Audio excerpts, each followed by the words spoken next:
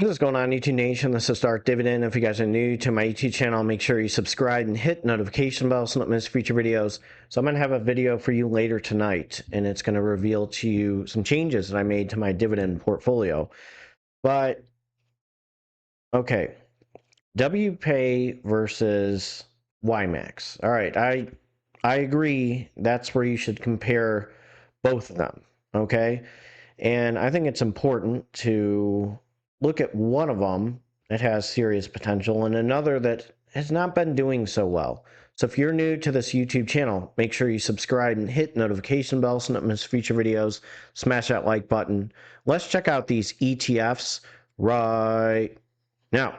I have posted a few videos on Ulty versus Wpay. I do think Wpay will beat Ulty in the long run. Now, again, in April, that's when the change was made, and it did increase in NAV.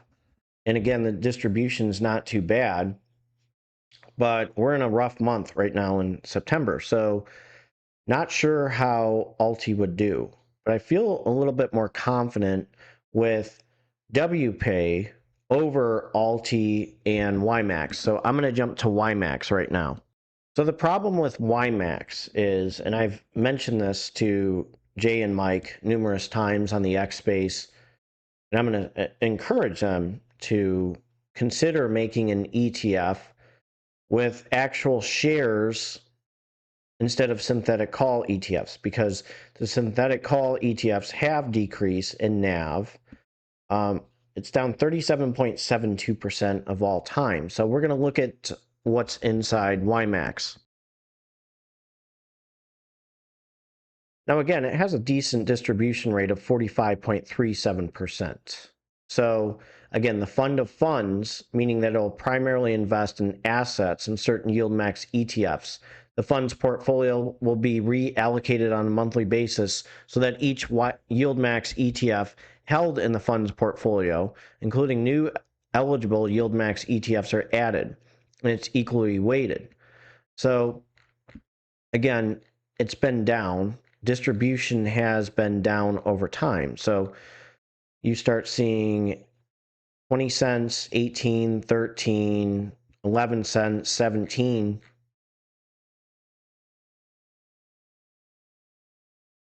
And again, here's some of its top holdings. So Gold Miners Option Income Strategy ETF, Alibaba, Google, the Snow one, SNOY, JP Morgan, Berkshire B, Apple, they got the Meta, and they got Exxon. So again, if you look at the holdings that are inside of it,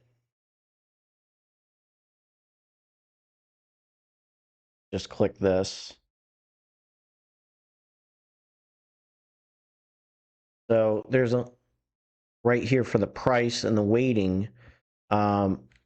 Down here, YBITS 3.14, XZ, XY 309, Zomo 329, TSMY 325, 329 for TSLY, SNOY, SMY, PYPY, PLTY at 3.03%, OARK at 3.18%, NVDY at 3.15%. NFLY at 3.26%, MSty at 2.90%, MSFO at 3.16%, MRNY at 3.11%, and then MARO 3.17, JPMO 3.36, HOOY 2.90. If it was up more, maybe it would help with the NAV. GOOY 3.54, GXDY 3.64, FBY 3.31%, DISO 3.28%, CVNY 3.21%, and then CONY 3.03%. So if they had actual holdings of shares, that would be unbelievable. That would be the ultimate fund of funds. If they had actual shares of stocks, I think that would be an unbelievable ETF. I'm just being very straightforward because, you know, it goes up and down. There's volatility. There's opportunities for a little bit of a NAV to go up, a little bit stable of a NAV with some of the companies that are in here. And I would highly encourage it if they actually did have a YieldMax ETF that had actual shares in a percentage weighting percentage. I think that would be incredible. But again, these are synthetic calls, so you're seeing the NAV decrease. So let's jump to Wpay. The Wpay is at 51.10 right now. So far the NAV's not too bad. 1 point, the price was at 52.13. Again, you get a weekly distribution, it's 51.10%. Now this is what makes them very special. So it seeks to track the performance of the selective Roundhill WeeklyPay Universe Index. Wpay is designed to invest in the eligible universe of single stock WeeklyPay ETFs. So again, a gross expense ratio 1.28%, net expense ratio 0.99%. So it has PLTR at 6.34, Microsoft 6.43, Tesla 6.46%, Meta 6.65%, the Roundhill ones. These are the Roundhill WeeklyPay ETFs. Amazon 6.80%, Berkshire B 6.84%, Netflix 6.93%, AAPL 7.11%, the Google 7.66%, and the Broadcom one 7.76%. So if I had an opportunity to buy all of these, I would actually, and really turbocharge my dividend portfolio. And they have done very well versus Ulty, and there's some serious potential with them, you know, to integrate them and the RecShares ETFs, the ones that have the growth and income ETFs that kind of do that. I think that would be fantastic. So here's the thing.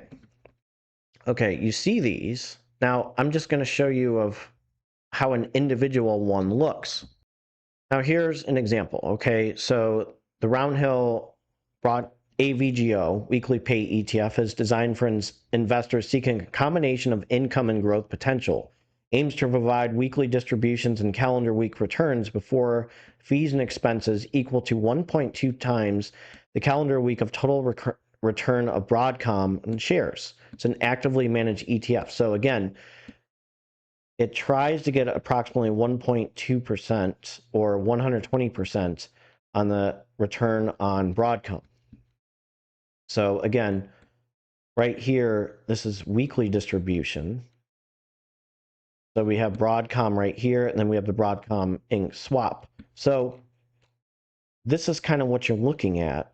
And again, with Broadcom doing so well, you know, you got some weeks where you make 117, 53 cents, 39 cents, 104. Broadcom is just getting bigger and bigger. So this is kind of cool. So let's jump to them just as an individual ETF.